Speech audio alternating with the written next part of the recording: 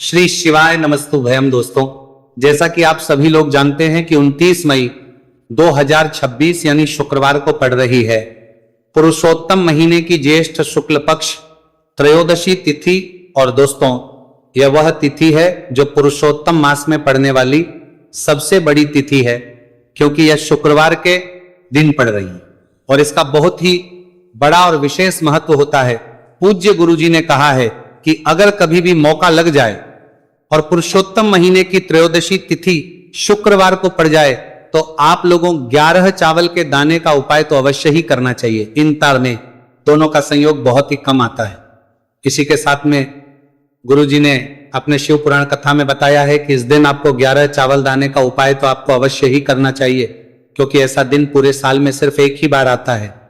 और दोस्तों, आप सभी लोग जानते हो कि शुक्रवार त्रयोदशी तिथि का अगर सबसे बड़ा कोई उपाय है तो वह 11 चावल के दाने वाला उपाय है। तो दोस्तों, इस शुक्रवार त्रयोदशी तिथि के दिन आप लोगों को इस 11 चावल दाने वाले उपाय को जरूर करना है। बहुत सारे लोग होंगे जिन लोगों ने इस उपाय को ना किया हो, मतलब पूरा साल निकल गया, उन्होंने किसी भी दिन इस 11 चावल के दाने वाले उपाय को न किया हो। पर दोस्तों, आपके पास एक आखिरी मौका बचा हुआ है, जो कि 29 मई शुक्रवार त्रयोदशी तिथि के दिन है। तो इस दिन आप लोगों को इस वाले उपाय को जरूर कर लेना है। भले ही आप पूरे महीने भर इस उपाय को ना किया हो, पर अगर आपने इस पुरुषोत्तम महीने की त्रयोदशी तिथि के दिन अगर इस वाले उपाय को कर लिया तो आपको इस उपाय को करने का वह फल मिलेगा जिसकी आपने कभी कल्पना भी नहीं करी होगी।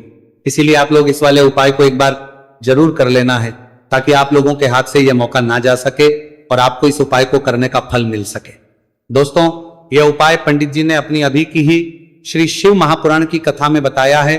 जी, इस उपाय को आज हम आपको बहुत अच्छे से समझाने वाले हैं। इस वीडियो को देखने बाद इस उपाय को समझने के लिए आपको कोई और वीडियो को देखने की जरूरत नहीं पड़ेगी। तो चलिए दोस्तों, उपाय को शुरू करते हैं। देखिए, ये इस पुरुषोत्तम महीने के शुक्रवार त्रयोदशी तिथि के दिन ये इतना खास होता है, इतना महत्वपूर्ण होता है। देखा गया है कभी कभी बड़े बड़े पूजा पाठ अनुष्ठान से जो मनोकामना पूर्ण नहीं होते, वह पुरुषोत्तम महीने के शुक्रवार त्रयोदशी तिथि के दिन एक छोटे से उपाय करने से ही आपकी मनोकामना पूर्ण हो जाती है। और बहुत सारे लोग इस उपाय को किया भी है और उनको इस उपाय को करने का फल भी जरूर मिला है। अगर आप लोग भी इस उपाय को करना चाहते हैं तो आप इस उपाय को पहले अच्छे से समझ लेना, सुन लेना, उसके बाद करना। आपको इस उपाय का फल जरूर मिलेगा। और इस उपाय को कर लेने से आपके घर में चाहे किसी भी प्रकार की दुहक और समस्या क्यों ना चल रही हो, आपको उसका कारण भी नहीं पता है कि भाई ये समस्या किसका कारण से चल रही है, उसका भी कुछ कारण हो सकता है, जैसे पितृदोष हो सकता है या किसी भी तरह का मंगल दोष भी हो सकता है। तो इस दिन आप लोगों को ये वाला उपाय कर लेना है। ये एक ऐसा उपाय है जिस उपाय को अगर किसी विशेष दिन पर किया जाए तो भाई उस विशेष दिन का जो है वह तो हमें मिलता ही मिलता है, पर हमने उस दिन पर इस उपाय को किया है तो हमें उससे भी बड़ा फल मिलता है, और फल बहुत जल्दी मिलता है, क्योंकि आप इस उपाय को बहुत ही बड़े और विशेष पर कर रहे हो। तो चलिए अब उपाय के बारे में बात करते हैं, लेकिन उससे पहले आप लोगों को यह जानना आवश्यक है कि आखिर ये उपाय किस समय करना है, किसको करना है और कैसे करना है। तो चलिए हम आगे आपको वीडियो में एक एक करके बता देते हैं।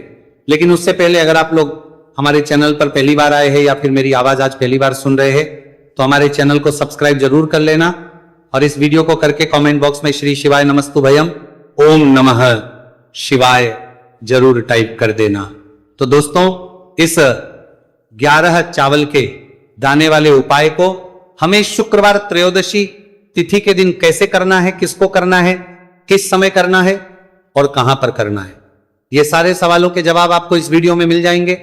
और जो ये वीडियो देखेगा भाई, उसको 11 चावल के दाने वाला उपाय जरूर करना चाहिए, क्योंकि इस दिन एक चावल के दाने का बहुत ही बड़ा और विशेष महत्व होता है। और जब बात आ जाए 11 चावल के दाने की, तो ये सोने पर सुहागा वाली बात हो जाती है और ये एक बहुत ही बड़ा उपाय हो जाता है इस शुक्रवार त्रयोदशी तिथि का। तो अब दोस्तों, इस 11 चावल के दाने वाले उपाय को आखिर करना किसको है, सबसे पहले हम लोग वह बात जान लेते हैं। तो देखो, घर की जो बड़ी माताएं बहनें होती हैं, उन माताओं बहनों में से कोई भी एक बड़ी माता बहन इस वाले उपाय कर सकती है। और दोस्तों, अगर आप चाहे तो अपने घर में से सभी सदस्यों को भी इस उपाय को करवा सकते हैं। अगर किसी व्यक्ति की खुद की कोई मनोकामना है, खुद की कोई दुख और परेशानी है जो कि वो अपने लिए ही करना चाहता है, इस वाले उपाय को तो वो खुद अपने लिए भी कर सकता है।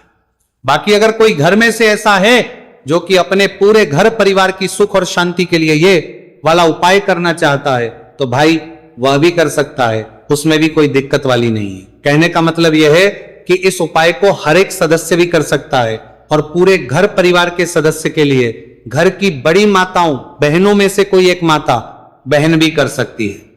माताएं बहनें अगर घर में उपस्थित ना हो या वह यह वाला उपाय ना कर पा रही हो, तो फिर घर का कोई बड़ा सदस्य भी इस 11 चावल के दाने वाले उपाय को कर सकता है, चाहे फिर वह पुरुष ही क्यों ना हो, उसमें कोई भी दिक्कत वाली बात नहीं है। अब दोस्तों, इस 3 बल के दाने वाले उपाय को हमें करना कहां पर है? हमें इसे शिवजी के मंदिर में जाकर करना है। बहुत सारे लोग प्रश्न करते हैं हर एक उपाय को करते समय क्या हम इस उपाय को घर पर कर सकते हैं? तो इस वाले उपाय को आप घर पर नहीं कर सकते हो। इस वाले उपाय को करने के लिए आपको शिवजी के मंदिर ही जाना पड़ेगा। उसके बाद में दोस्तों जो अगला प्रश्न निकल कर आता है वो ये आता है, इस उपाय को लेकर कि आखिर इस उपाय को हमें किस समय करना है, सुबह के समय करना है कि शाम के समय करना है? तो देखो, इस वाले उपाय को आप लोग सुबह के समय भी कर सकते हो और शाम के समय प्रदोष काल में भी कर सकते हो। अब अगर आप पूछो कि भाई सबसे उत्तम समय कौन सा रहेगा इस 31 चावल के दाने वाले उपाय को करने का, तो हम आपसे बस यही कहेंगे कि इस उपाय को आप सुबह के समय करेंगे तो ज्यादा बेहतर होगा। बाकी अगर प्रदोष काल शाम के समय भी करेंगे तो भी अच्छा होगा, उसमें कोई भी दिक्कत वाली बात नहीं है। तो अब दोस्तों अगली सबसे बड़ी और महत्वपूर्ण बात आती है, वो ये आती है कि सुबह अगर हम उपाय को करेंगे तो हमें कितने बजे से लेकर कितने बजे तक के बीच में करना है, और शाम के समय प्रदोष काल में करेंगे तो हमें कितने बजे से लेकर कितने बजे के बीच में करना है। तो देखो, सुबह जितनी जल्दी हो सके आप उपाय को करने की कोशिश करना। बाकी अगर किसी कारणवश लेट भी हो जाओ, थी देर भी हो जाए, तो 10 या 11 बजे तक भी आप उपाय कर लेना, पर 12 बजे से ज्यादा देरी ना हो। ठीक है, इस बात का ध्यान रखना। उसके बाद में दोस्तों अगर शाम के समय प्रदोष काल की बात करें, प्रदोष काल का जो समय है होता है वो शाम के 6 बजे से शुरू हो जाता है। मतलब शाम के 6 बजे से लेकर 7 बजे के बीच का जो समय होता है, यह समय प्रदोष काल का समय होता है। पर अभी जो मौसम चल रहा है, इस मौसम में जो है शाम बहुत देरी से होती है, तो आप इस उपाय को 7 या 8 बजे के बीच में भी कर सकते हो। मतलब शाम के 6 बजे से 8 बजे के बीच में आप कभी भी इस वाले उपाय को कर सकते हो, उसमें कोई भी दिक्कत वाली बात नहीं है। अब दोस्तों यहां पर इस उपाय को लेकर एक और सबसे बड़ी बात यह निकल कर आती है कि इस 11 चावल के दानों को हमें लेना कहां से होता है, और हमें इस उपाय को करने के साथ में क्या और कुछ भी सामग्री ऐसी होती है जो शिवजी के मंदिर लेकर जानी पड़ रही थी। तो देखो यहां पर हम आपको बता दें। सबसे पहले आप लोग ये जान लो कि ये जो 3 चावल के दाने वाला उपाय है, सिर्फ और सिर्फ आप उपाय की सामग्री लेकर कभी भी शिवजी के मंदिर मत जाना, क्योंकि हमें भगवान के सामने ये नहीं दर्शा है कि अगर हम भगवान शिवजी के मंदिर आए हैं तो अपने फायदे के लिए आए हैं। तो इसीलिए जो भी पूजन सामग्री है, उपाय सामग्री है 11 चावल के दाने, इसके साथ में आपको पूजन सामग्री भी जरूर लेकर जाना है। देखो, अगर सुबह के समय उपाय कर रहे हो तो सीधी सी बात है, 1 लोटा जल तो आप लेकर जाओगे ही जाओगे। वही 1 लोटा जल अगर मिट्टी का जल हो तो बहुत अच्छा रहेगा। मिट्टी का जल कैसे बनाता है, इसके लिए हमने पहले से बहुत सारी वीडियोस बना दी है आपके पास। इस दिन एक आखिरी मौका रहेगा मिट्टी का जल शिवजी पर चढ़ने का और उपाय को करने का, बहुत बड़ा आपको इस दिन फल मिलेगा। तो इसीलिए इस दिन हो सके तो भाई मिट्टी का जल चढ़ाना, तो अपने साथ में कम से कम 1 लोटा जल तो आपको लेकर जाना ही जाना है। अगर मिट्टी का जल नहीं है तो घर का जल भी आप इस्तेमाल कर सकते हो। इसके अलावा जो भी पूजन सामग्री है, देखो 11 के दाने ये अलग आपके रहेंगे और जो आपकी पूजन सामग्री रहेगी वो अलग रहेगी। पूजन सामग्री में आप जो भी चीज लेकर जाना चाहे वो लेकर जा सकते हैं, एक बेलपत्र भी लेकर जा सकते हैं, उसमें कोई भी दिक्कत वाली बात नहीं है।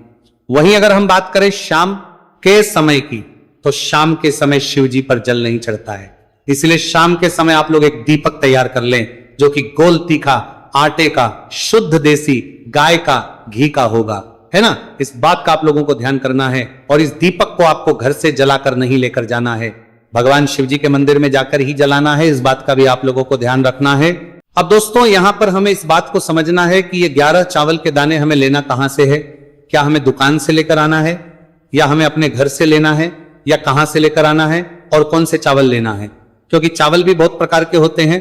तो देखो, इन सभी सवालों के जवाब आप लोग एक बात में सुन लो कि भाई जो उपाय है, इस उपाय में आपको ये नहीं देखना है कि भाई कौन से चावल है, कौन से चावल नहीं है। बस जो भी चावल ले रहे हो वो चावल का दाना सबूत होना चाहिए, मतलब साबुत होना चाहिए, टूटा हुआ नहीं होना चाहिए, कटा पीटा नहीं होना चाहिए। ये बात आपको ध्यान रखना है। बाकी आपका चावल बासमती हो या सादा चावल हो या कोई सा भी चावल हो, उसमें कोई भी दिक्कत वाली बात नहीं। तो सीधी सी बात है कि आपके घर के रसोई घर में जहां पर आप बनाते हो, वहां पर जो भी चावल आपके उपस्थित हो, उन चावलों में से अपनी एक कटोरी भर लेना या एक मुट्ठी चावल अलग से निकाल कर रख लेना, क्योंकि हम 11 चावल ही यहां पर इस उपाय में लेने वाले हैं। तो हमें ये चावल के दाने गिनकर निकालने पड़ेंगे, इस बात का आप लोगों को ध्यान रखना है। तो अपने उस चावल की कटोरी में से या चावल में से 11 ऐसे चावल के दाने आप लोग निकाल लो जो कि टूटे हुए ना हो, कटे पीटे ना हो, कोई दाग ना लगा हुआ हो, है ना।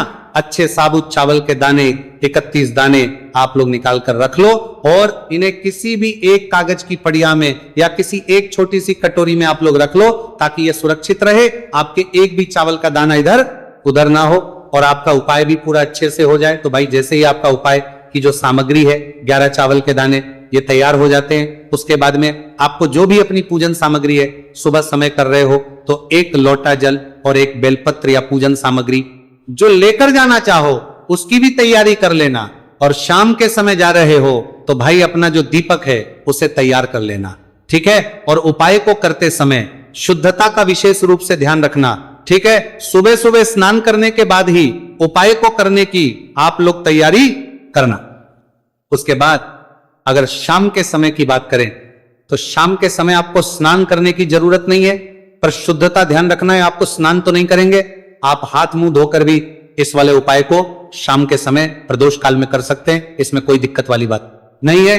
तो आप अपने उपाय की पूरी सामग्री तैयार करके आपके पास ही में जो आपका शिव मंदिर हो वहां पर पहुंच जाइए। सबसे पहले शिव मंदिर में जाकर आप लोगों को उपाय नहीं करना है, पहले भगवान के दर्शन करना है, भगवान से आशीर्वाद प्राप्त करना है, फिर शिव जी की शिवलिंग के पास में आना है।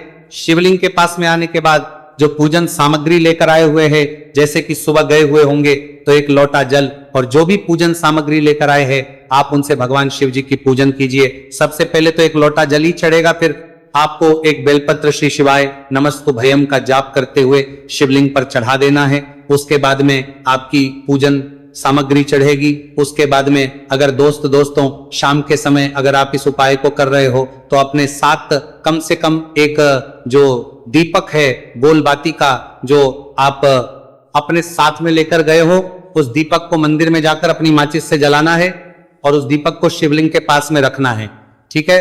इस दीपक को रखने के बाद ही आप लोगों को अपना ये वाला उपाय शुरू करना है। और दीपक को ज्यादा पास में मत रखना, वैसे भी गर्मी पड़ रही है, भगवान शिव जी को आंच नहीं लगनी चाहिए, है ना। तो भाई जैसे ही आपकी पूजा अर्चना हो जाती है, आप भगवान शिव जी को प्रसन्न कर लेते हैं, उसके बाद शिवलिंग के पास ही में आप कहीं पर बैठ जाइए सामने, या आसपास जिस जगह पर आपको बैठना हो वहां पर बैठ जाइए और अपने वो 11 चावल के दाने अपने सामने निकाल कर रख लीजिए, क्योंकि अब यहां पर उपाय को यहां पर करने की आपको तैयारी करना है। और इस तरीके से जब आप उपाय करेंगे, पूजन सामग्री करने के बाद, पूजन अर्चना करने के बाद, तो आपको उपाय का फल बहुत जल्दी और बहुत होकर मिलेगा। तो अपने चावल के अपने सामने निकाल कर रख लेना। और ये जो उपाय है ये आपकी सीधे हाथ की हथेली से होगा, इसलिए इस बात का भी विशेष रूप से ध्यान रखना है।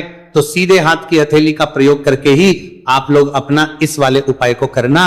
अपने सामने जो भी आपके कागज की पुड़िया है उसको खोल कर रख लो, या कटोरी है तो भाई उसे अपने सामने रख लो और अपने वो 11 चावल के दाने निकाल लो, ठीक है। उसके बाद में दोस्तों अब आपको क्या करना है कि शिवलिंग आपके सामने होगी, तो आपने वो 11 चावल के दाने एक एक करके जहां पर आपने बेलपत्र चढ़ाए हैं आपको शिव जी के शिवलिंग के ऊपर चढ़ाना है। कहां पर चढ़ाना है? शिवलिंग के ऊपर चढ़ाना है, और कहीं पर भी नहीं चढ़ाना है आपको अपने हथेली से, तो शिवलिंग के ऊपर चढ़ाना है। भले ही फिर वो अपने आप जलाधारी पर गिर जाए, ये मतलब वहीं पर गिर जाए, उसमें कोई दिक्कत वाली बात नहीं है, पर आप चढ़ाओ शिवलिंग के ऊपर तो आपको क्या करना है, अपना पहला चावल का दाना उठाना है, श्री शिवाय नमस्तु भयम बोलना है और शिवलिंग पर चढ़ देना है। इसी तरीके दूसरा चावल का दाना उठा है, शिवलिंग पर चढ़ना है और मंत्र बोल देना है। और फिर तीसरा चावल का दाना उठाना है, श्री शिवाय नमस्तु भयम बोलना है और चढ़ देना है। इसी प्रकार से आपको पूरे 11 चावल के दाने एक एक करके शिव जी के शिवलिंग के ऊपर चढ़ाना है और भगवान से प्रार्थना करते जाना है। मतलब प्रार्थना तो आपको आखिरी में करना है, पर हर एक चावल के दाने को चढ़ाते समय श्री शिवाय नमस्तु भयम जरूर बोलना है। उसके ही में ये चावल का दाना शिवलिंग के ऊपर आपको चढ़ाना है। जैसे ही आपके 11 चावल के दाने शिवलिंग के ऊपर चढ़ते हैं तो भाई उसके बाद में आपको क्या करना है, भगवान से अपनी मनोकामना बोलना है। मनोकामना भी कब बोलना है, जब आपका 11 चावल का दाना आपके सीधे हाथ की हथेली में हो और आप उसे चढ़ाने के लिए जा रहे हो। श्री शिवाय नमस्तु भयम बोलकर उस आखिरी चावल के दाने को शिवलिंग के ऊपर चढ़ा देना। भगवान से फिर अपनी वो मनोकामना बोल देना, जिस मनोकामना के लिए आप लोग अपना ये वाला उपाय कर रहे हो, जिस भी दुहक और परेशानी के लिए आप लोग अपना ये वाला उपाय कर रहे हो, उसके बाद में जैसे ही आप अपनी मनोकामना बोल देते हो, आपका ये वाला उपाय पूरा हो जाता है।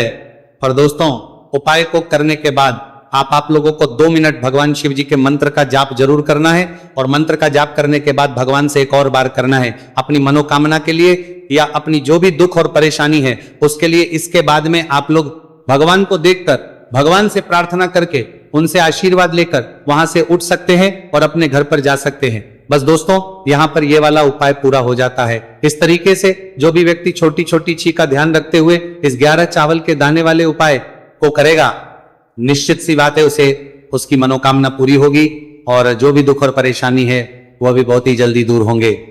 तो दोस्तों, ये थे पूज्य गुरु जी द्वारा बताए गए कुछ बहुत ही खास उपाय। अगर आपको जानकारी अच्छी लगी हो तो वीडियो लाइक करिएगा। मिलते हैं फिर एक नए वीडियो के साथ। श्री शिवाय नमस्तु भयम।